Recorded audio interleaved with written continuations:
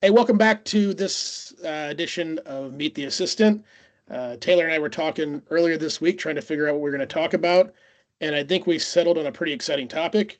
It's a little bit of future storytelling. Taylor, what are we going to talk about today? This is my favorite one right now. I'm sure I'll have a new favorite coming soon, but we're talking about data enrichment today with the Yeah, assistant.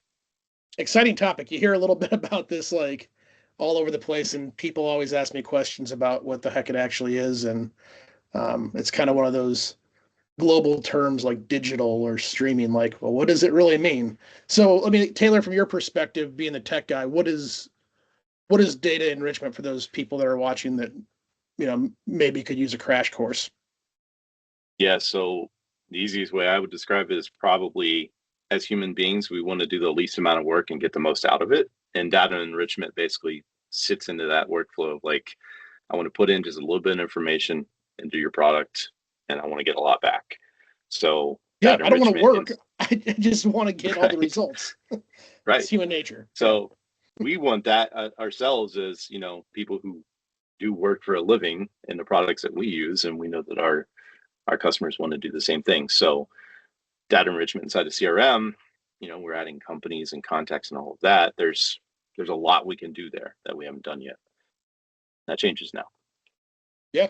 Awesome. So inside ShareBuilder CRM, tell me like what does this mean for the end user? I know that if you want to find a company, you can go in and start to our data enrichment will start to find things like who works there, whatnot. But maybe you could dive a little bit deeper into all that. Yeah, so I could do a lot of storytelling of like how we reached this point. I don't think anybody cares, but Probably we've me. been working on this for a long time. Really proud of what the team's created. I think our customers are going to love this. But basically, what we're focused on right now is people need to add an account, a lead, or an agency inside of their CRM. So when they go to do that, we're going to change how we ask them for information. So you can tell us the company name, uh, you can tell us the website if you know it, the domain name, and if you just remember, it was like, oh, there's a new butcher over on like 43rd Street, right? You can type in butcher 43rd, and it's going to find it with a bunch of different partnerships that we have behind the scenes. We'll be able to pull that up and give you a list of butchers that are nearby. But if you know the website, you can start from there. Basically, if you know just a little bit about something, you can you can get it out of this data enrichment from the assistant. And then what does the data enrichment give you when you're enriching a company, I guess? So what we're going to expose in the first version is about 100 different data enrichment points. And just there's no way I could sit here and read this and keep everybody's attention, but like we're gonna have a What's real the company big name. stuff? You know Yeah, what an yeah. account executive wants if they're looking for some information. We're gonna have email, phone number, Mhm. um, things like that, and in all likelihood, there might be multiple phone numbers, right? Yeah, From what we've seen from we'll some of the support tests. multiple phone Yeah. numbers, multiple addresses that are found. Um, so first, you probably should understand that the assistant's going to go out on the internet and look at the website of that company. It's going to look for that website and the links that it goes to. It's going to look at all these different sources throughout the internet. The internet's not great at keeping records of all this stuff because humans enter it and it may have garbage, it may be mistyped or misspelled, all of that. We take care of that, and I'll explain that later. But yeah, we're first and foremost, we're going to get the company name on how they type it out, right? Like how they talk about themselves on Google Maps or their own website, anything like that. So now we're getting down to the point where like don't have to figure out how to spell it or shorthand. There's no shorthand entry of the company name. I think that's important for duplicates and stuff like that. But Yeah. I think some of the other important things are like, is this company even open yet? Are they temporarily closed? Are they permanently closed? Like you said, the phone numbers, the address, the email addresses. We're even getting office hours. So if you're like scheduling a meeting with them, I'm getting a little future telling, but I think you could obviously see if we have hours and you're scheduling a meeting, we could tell you that they're possibly closed that day. Um, there's other stuff we're getting. I'm going to keep going, Chris, just for a Well, I think second. one You of can my shut me up. favorite things, yeah, no, I Yeah. think one of my favorite things about this, I think that kind of tells a lot about what we're getting from the company. My favorite part is once I find out that, let's say, Taylor Snow works for Taylor's Tires, the most exciting thing for me is it will now give me a list of Taylor's, you know, personal or business information as well, if you choose to enrich that contact. Yeah, it will. It'll work both ways for if you start from a contact or if you start from a company. There's a bunch of other stuff in here. I won't hit all these things, but like you're gonna find the logo, the branding colors, the way they talk about themselves as far as like what's their marketing tone? Are they cheeky and fun? Are they serious and professional? What types of customers do they Yeah. serve? We can figure all this stuff out from how they talk about themselves. And Taylor, that's really important, I think, when an account executive is trying to get in there and maybe figure out how to create a spec spot or just like an angle to go in and talk to the customer.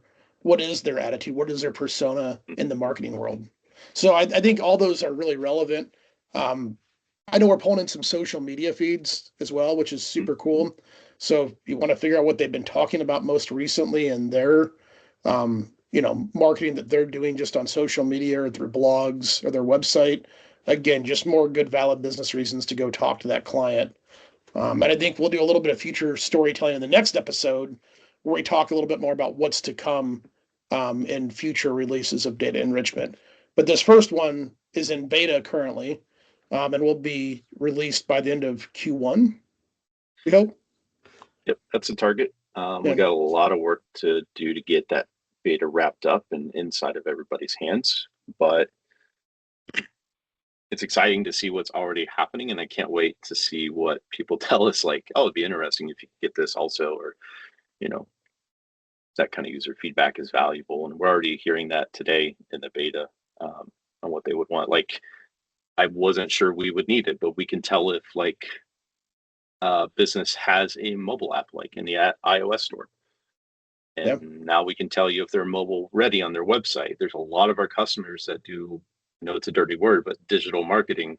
Digital is too big of a word, but they're doing some outsourcing of like app development and web development, web marketing, that kind of thing. So I think some of these data points that we're gathering now will further help them and streamline that to not have to pay for other tools and not have to ask us to integrate with even more tools.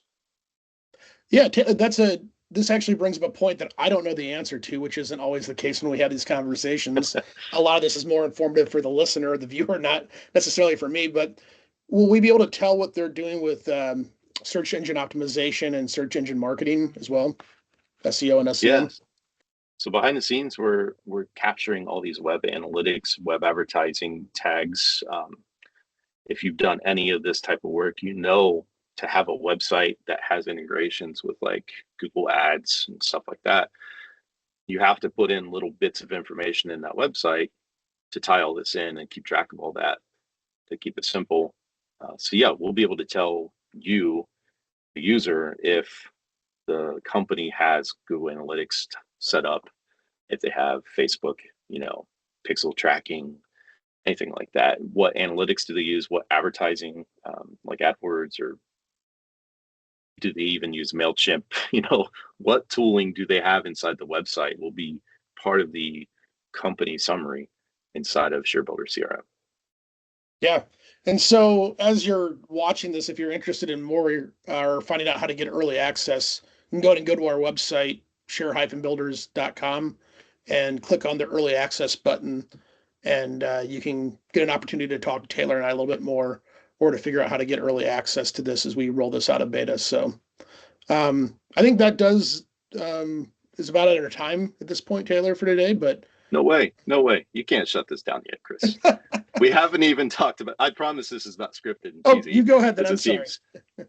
No, we haven't talked about the discovery of people. And maybe that's what you were alluding to before, and I might have missed it, but Yes, I was trying to get there. I'm so sorry. But I think it's important to note, like, yes, we're doing company enrichment, and that is valuable, and it saves a lot of time, and it'll probably help reduce duplicates, and you're going to understand more about the company. All that's great. But I think what's more important is we have access to over 2.5 billion contacts, their phone numbers, um, their location, where they live in the States, outside the States, it's actually international. Which is where the rubber meets the road, right? Like Yeah, you can tell me something about a company that I could have found out otherwise, but tell me how to get in contact with the person. That's where yep, that's where you could save a lot of time and a lot of um, painstaking work on a seller's part. yeah. Which is why this isn't out of beta yet, because right now we're changing how you add a company to CRM. And why that's important for context is, we're going to do all this data enrichment with the assistant for the company. But once you're done getting all that in and you're looking at the company that's enriched, we're going to show you the people who you would want to target and talk to and say, hey, do you want to add these contacts? And by the way, we found a phone number and an email for this person, but not this person. Do you want to add them anyways? You get to pick and choose based on what we have found for them. So if you think about it, if you go all the way back to the beginning, just from knowing maybe their website or the butcher on that street that you couldn't remember their name, just knowing that limited information, fast forward, you now have all the information, the logo, everything's inside of ShareBuilder CRM, and people to talk to with phone numbers and email addresses, most likely.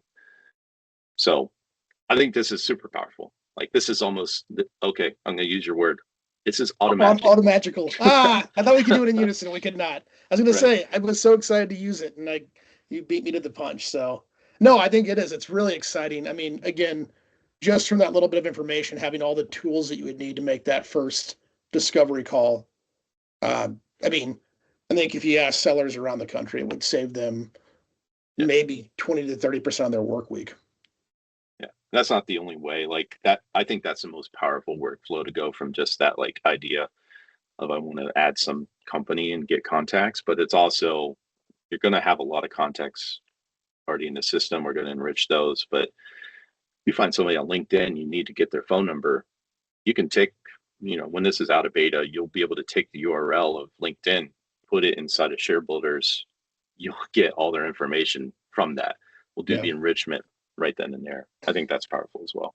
That's pretty exciting. And I'm looking forward to the next episode that we record because we decided to break this into 2 or 3 pieces because of how big data enrichment is in the first release and all the plans we have for it. And some of the stuff coming ahead of this is just totally game changing. Not that this isn't, because it is, but it really starts to get exciting. But this is not a false ending this time. This time it is over, but make sure, again, feel free to reach out to us with any questions. Make sure you subscribe to the YouTube channel to make so you can be notified when more of these videos hit. If you're enjoying this, thanks. See you.